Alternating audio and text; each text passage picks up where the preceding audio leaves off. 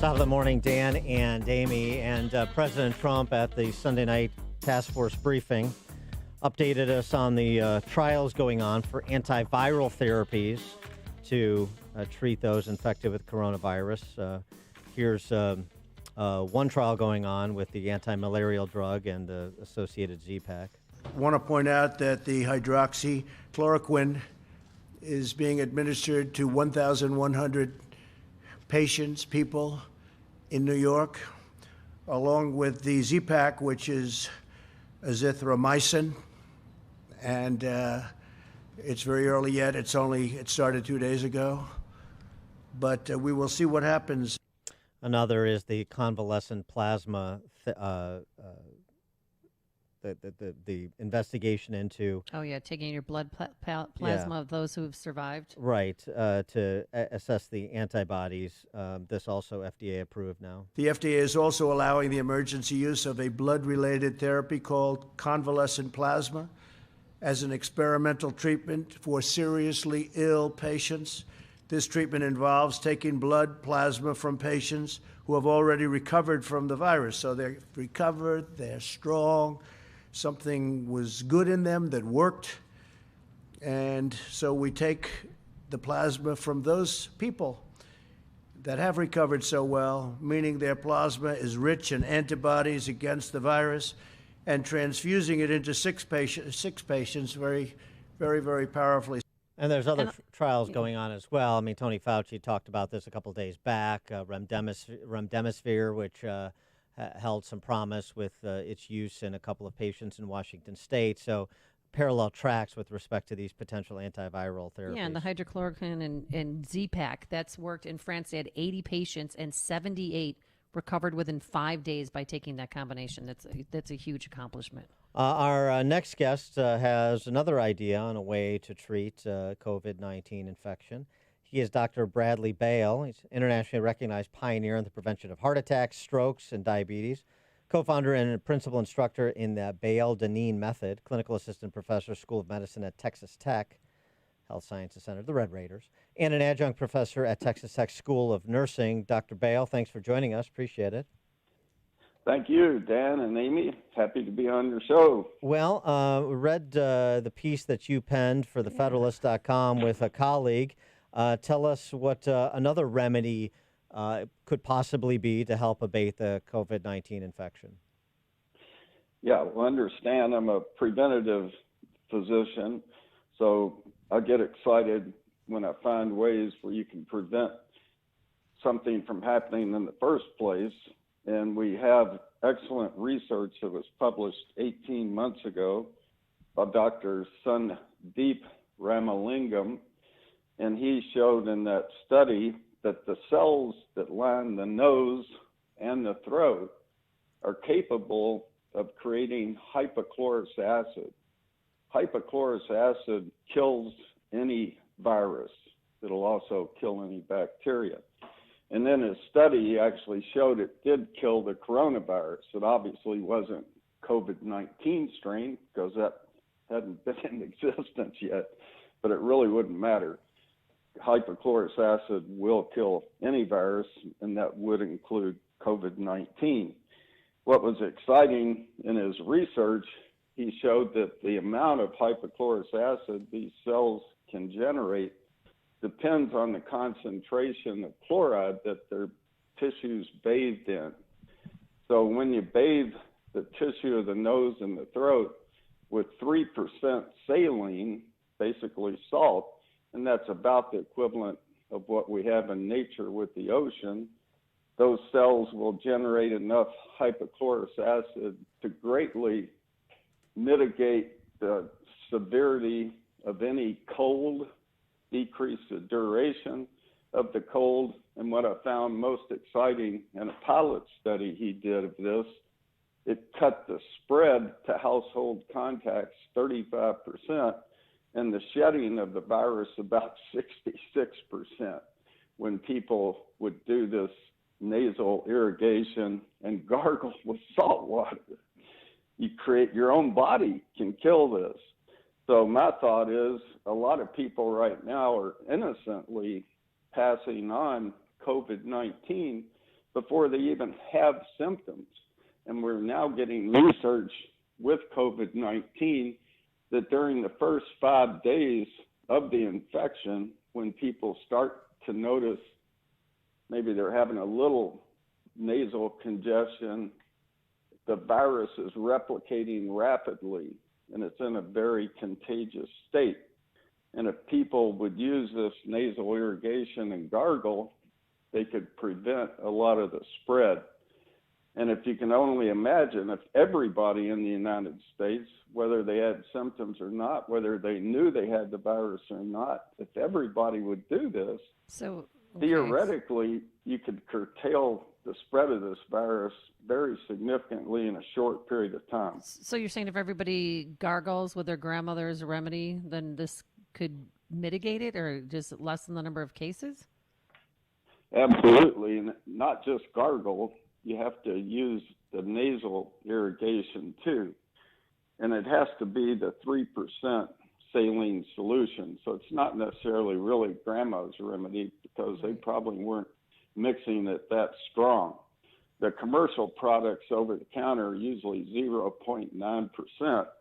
And that really wouldn't provide enough chloride to make this as effective. Well, but you just need to mix it at home. Yeah, I want to get to the home brew in a second, but the World Health Organization says no evidence that regularly rinsing the nose with saline has protected people from infection with the new coronavirus. How do you respond to that? Yeah, absolutely. How could there be? The new coronavirus just came on the scene, so nobody's had time to do a study with that.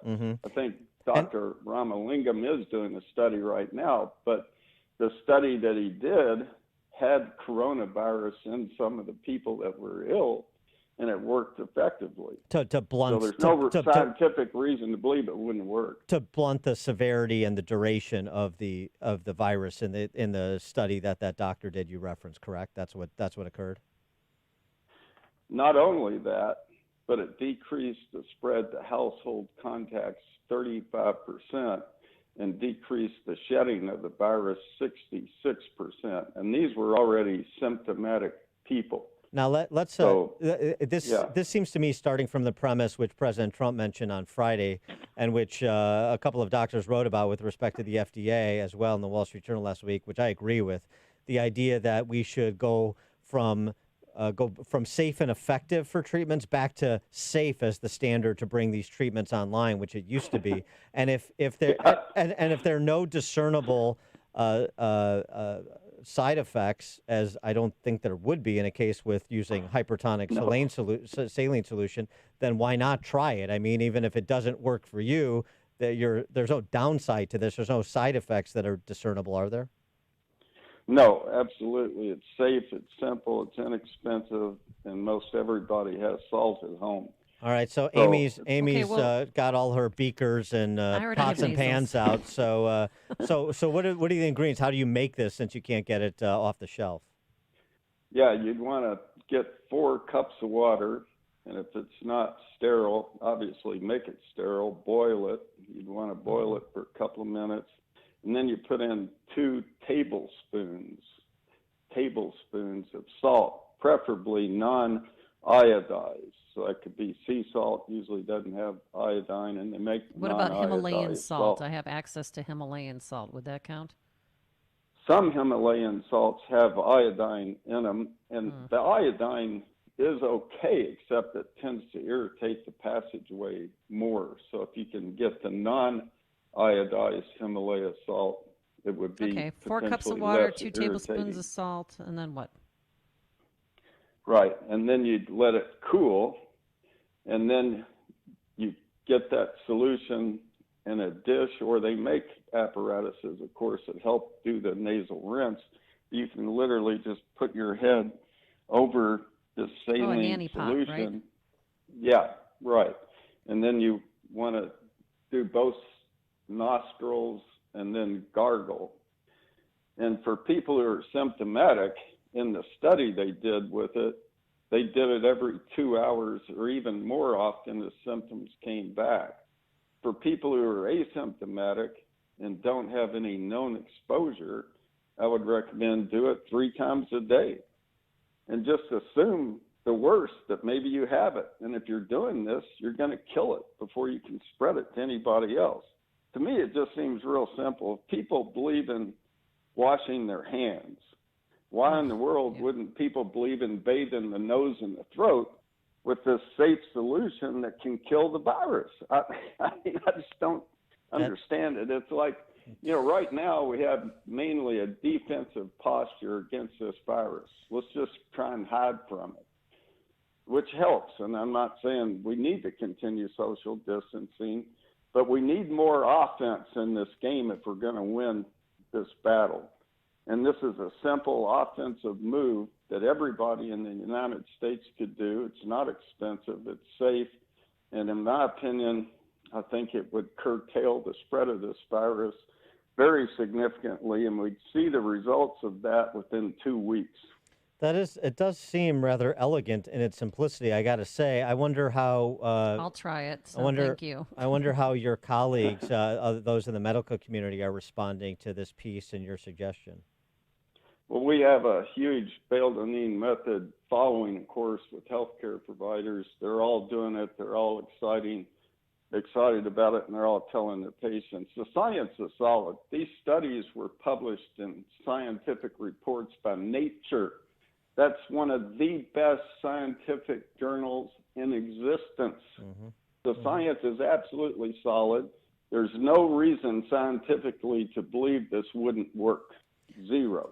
And I won't love the study when they get it done. But to do that study, it'll be a couple of years. We don't have the time right now. We need to put an end to the spread as fast as we can. And this is a simple, safe, easy way to do it. And as you say, the only side effect is you have to remove yourself from Netflix for a couple of minutes to do this. So that seems like a reasonable trade-off. All right. Dr. Bradley Bale, internationally recognized pioneer in the prevention of heart attacks, strokes, and diabetes, co-founder and principal instructor in the Bale MD method, clinical assistant professor, School of Medicine, Texas Tech Health Sciences, and an adjunct professor at Texas Tech's School of Nursing. And we'll tweet out his piece from the Federalist about this this home-cooked remedy for dealing with COVID-19. Dr. Bale, thanks so much for joining us. Appreciate it. Dan and Amy, thank you. Do the saline. Stay safe.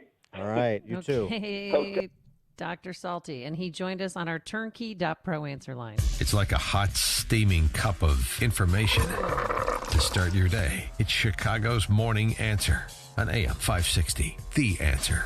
If you're in HR, you're probably wearing a lot of hats. Recruiter, team builder, trainer, mediator, policymaker, and of course, paper pusher. But not anymore. Bamboo HR is the #1 HR software for small and medium businesses. It manages all your employee data easily and automates countless tasks, so you can focus on people, not paperwork.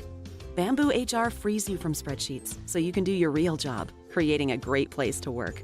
If the data shuffle and paperwork mountain have you ready to hang up all your hats, you're ready for Bamboo. If you handle HR records and paperwork, Bamboo HR is a dream. Let us free up your time and put your days of pushing paperwork behind you, so you can focus on the people and making your company a great place to work for everyone. Try PC Magazine's top pick for HR software free today. Just go to bamboohr.com/HR. This is a limited offer, only available to radio listeners at bamboohr.com/HR. That's bamboohr.com/HR. Listen up. You got tax problems, you want the IRS off of your ASS. Whether you're an individual or a business and are having problems with the IRS, let PJN Tax Solutions Group help you solve your problems. We aren't one of those large, out-of-state 1-800 firms. We're a local tax resolution firm located here in St. Charles, Illinois.